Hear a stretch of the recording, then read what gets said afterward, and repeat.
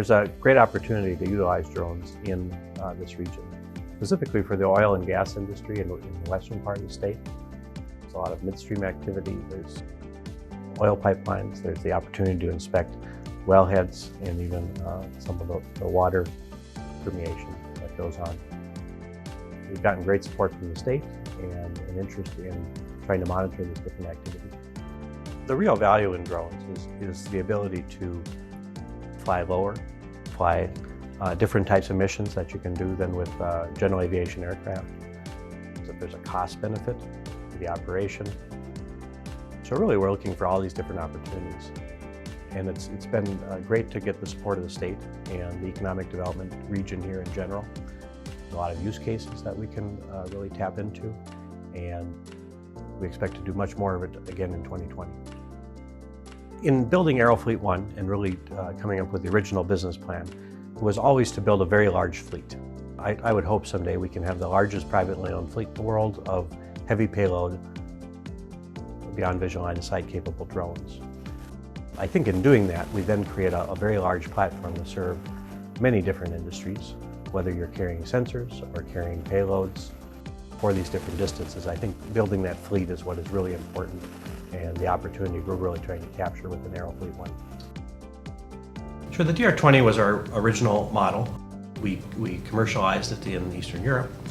We've flown a couple thousand hours of flight time with it, and that is really what has allowed us to prove the concept of using a large gas-powered fixed-wing UAV.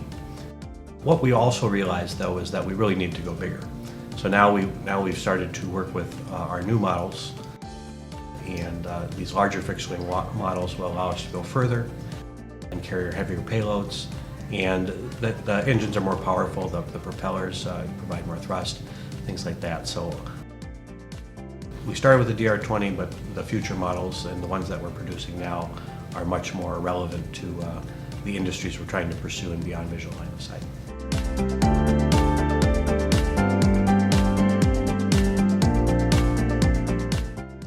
Well, when it comes to UAS systems and drone systems in western North Dakota, the first thing I would say is that the state of North Dakota in our 2019 legislative session stepped up with the governor's recommendation with approximately $30 million in funding for UAS systems to put together the fly corridors that are needed to make what is currently being developed applicable to the industries that need it. And it's in western North Dakota now because it's an industry area of concern for the Bakken development and the companies out here, specifically for site detection, for spill detection and spill monitoring, for corridor development in terms of their infrastructure. In a lot of the areas that they look at, they can do it faster and better with drone technology than they can with any other technology out there today. And that's why the industry is so key to western North Dakota and so key for North Dakota as a whole, because as we develop this, it will be profitable for them to bring this technology to the Bakken area, and then from there it will guide its development statewide to the rest of the areas. Well, the importance I see in using drones is you look at the oil and gas industry, and it's grown by leaps and bounds in the last several years due to technology advancement. This is obviously the next step into what we will see with the industry. The industry operates, their success is based on how they can reduce costs and increase efficiencies. So when they're able to use, again, the new technology, when we talk about drones or unmanned aerial, when they can use that to monitor their systems, it helps them reduce those costs into that area. You know, my thoughts on the unmanned drones is that it provides an innovative solution and addresses some of the concerns and challenges regardless of industry, whether it's agriculture or oil and gas. And I think it's an integrated solution, a lot of practical applications, and we're finding that out more and more as time progresses. They're becoming more receptive and open to some of the applications that drone has. You know, we started with integrity and anomalies, findings, and now we're across the board, we're finding more and more reasons to use drones. It solves some of the answers, such as safety. It's definitely a cost driver, and we're seeing increase in productivity and efficiency. So I think as time passes by and the industry evolves, it's going to gain more acceptance, and we're going to find more uses. So I'm very optimistic about the future and growth of drones. The importance of unmanned aircraft systems has really been made self-evident in the way that it's impacted every part of our state. We're seeing over in the western part of North Dakota the interest that oil companies are having. We're seeing that they're wanting to hire employees. We're hiring our students to come over there and to do work in unmanned aircraft systems. So they're starting to see that return on investment for actually using unmanned aircraft systems. We have agriculture that's being used. UASs are being used in agriculture, and that's been just fun to see. There was a report that was done back in 2013 saying that was going to be the greatest impact of unmanned aircraft systems is in agriculture, and that's taken some time to really come to fruition, but we're starting to see that. We're starting to see that develop where farmers and agricultural folks are starting to see the benefit and the value of using unmanned aircraft systems to look at their crops for crop health, but also egg tech companies are being developed that are even thinking of new ways to use unmanned aircraft systems to improve crop yield. Education, we're seeing not only on the university level but on the high school level, we're seeing an impact that unmanned aircraft systems are making in North Dakota, where these small UASs can even be used to be taught in classrooms where students can learn about different technology, they can learn about problem solving, they can learn about critical thinking skills, and just be able to exercise those things using these devices and have some fun while they're learning. And so they're getting this feel for how aviation can be ingrained into their life no matter where that they go. We're seeing companies that come in like Northrop Grumman and General Atomics that are here in town that want to do business here, and they see the workforce that we have and the work ethic that we have that they can really tap into. We have our universities that are needed really to figure out some of these problems that haven't been completely solved. You know, agriculture's on the edge of really seeing that return on investment, but it's not quite there yet. But we need universities like NDSU to help to look at things like the different crops and how we can inspect those crops and look at them and to actually have the analytics side of the software really working to say what's going on with these crops, so we can take that information, we can take that data, and we can do something with it. And so there's tons of research needs to be done in safety, in operations, in sensors, in multiple areas that we can be a part of that with the expertise that we have at our universities here in North Dakota as well. Just saw the other day in North Dakota job report there was about 8 or 9 different jobs, UAS jobs that are available here right in the state. And so this is going to bring in new people into our state that can feel that need and also provide jobs for the people that are already in our state. And so UAS has this fantastic way to really intersect with so many different industries and really to make more job opportunities available and really improve or enhance other jobs. And so the importance of UAS is we're just seeing the starts of it, but I think it's really going to grow as we move forward.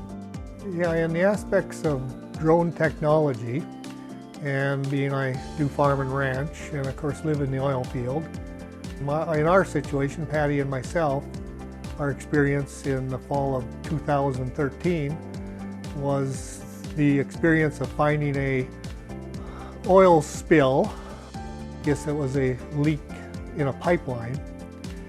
And for us, we found it, of course, when we were harvesting our fall crop, and we came upon it on the surface of the field. And from that, opened up a lot of communications for finding out whose pipeline it was, trying to get it stopped.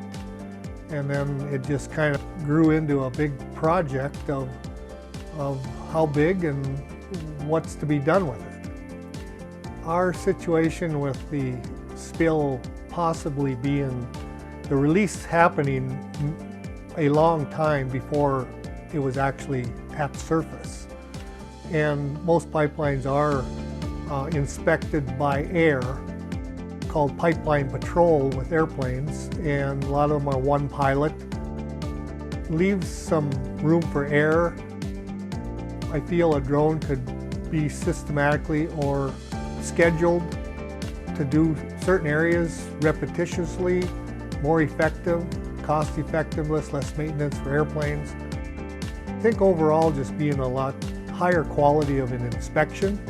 And I originally started with drones in the agriculture side, but we see the need for it to expand into possibly the gas and oil industry. The technology is changing daily, and the safety aspects and the things that we think drones can bring to this industry, I think would be a great asset. We look forward to working with Aero Fleet One in this collaboration, and hopefully we can bring this to North Dakota. I look forward to working with Mark and Tina both. Mark, with Aero Fleet One, is doing a great job. The technology and the work that they've already done, and if we can incorporate the agriculture side with remote agri-drone, also look forward to working with Tina in her marketing skills and see what this thing can bring to fruition in the end.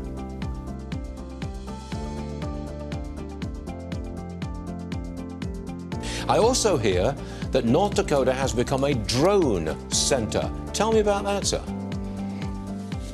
Well, over 15 years ago, North Dakota began down a path of becoming a leader in unmanned aerial systems, and through our universities, where we have got top aviation schools, one of the best in the nation. We've also then begun leading. And this last year, our legislature worked to pass historic and first in the nation legislation where we're building out the first statewide air traffic control system for unmanned aerial systems. And what this means is going to be increased productivity for every aspect of agriculture and every aspect of energy, transportation, because the information that we can get digitally through drones flying around our state, across our state, supporting all of these applications is going to be absolutely fantastic. And we know that at some point this is going to be needed for the whole nation, but because we're building out the first test site where people can fly beyond visual line of sight here in North Dakota without a chase plane coming behind them, we also have over 40 UAS startup companies that have come here, and some of the major U.S. aerospace companies have set up operations in North Dakota, because this is the place, if you want to be in unmanned aerial systems, North Dakota is the place to build out and create your applications. The future of drone use is absolutely in the beyond visual line of sight space. Heavy payloads, the ability to go long distances. These are each very commercially viable applications for the drone industry. Up until now, having a pilot that has to be within the visual line of sight space, having to actually pilot the unit the entire time, it's very limiting for the business case uses that you can use to really build a scalable business out of it. So by having larger, heavier payloads, longer missions through beyond visual line of sight, this is all really speaks to the future of the drone industry and the opportunities for commercialization within the drone industry. Since the middle of 2019, Tina Zaruta has come on as our marketing director, and she is really interested in pursuing the Aero Fleet One business here in North Dakota. So her plan is to relocate here in the near future, really work with a lot of our marketing programs and a lot of our outreach to the state and the local officials that we need to utilize as we grow our business plan for Aero Fleet One. Stay tuned for our posts on social media as Facebook, Instagram, and YouTube. We are really excited to see you all online. See you there. Hey, thank you for coming to check out Aero Fleet One. We're happy to be here in North Dakota. We are looking for great opportunities in the oil and gas industry as well as the agricultural industry. We have a large fixed wing, heavy payload drone, and we think we can serve you well in your industry also.